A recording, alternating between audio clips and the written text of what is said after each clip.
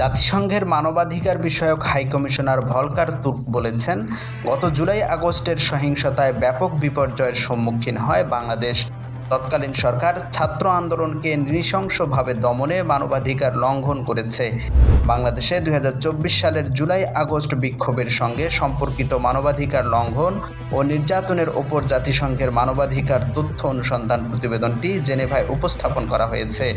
বাংলাদেশ সময় বুধবার সন্ধ্যা 6টার পর প্রতিবেদনটি উপস্থাপন করেন তুর্ক। অনুষ্ঠানটি জেনেভা থেকে সংস্থাটির ইউটিউব চ্যানেলে সরাসরি সম্প্রচার করা হয়। ভলকার তুর্ক আশা প্রকাশ করেন, তাদের স্বাধীন তথ্য অনুসন্ধান প্রতিবেদন বাংলাদেশের প্রকৃত ও বাস্তব চিত্র তুলে ধরায় এটি জবাবদিহি, ক্ষতিপূরণ এবং এ অবস্থা থেকে উত্তরণ ও সংস্কারকে সমর্থন করবে। Bangladesh. We obviously, as you know, the UN has a very clear position on this.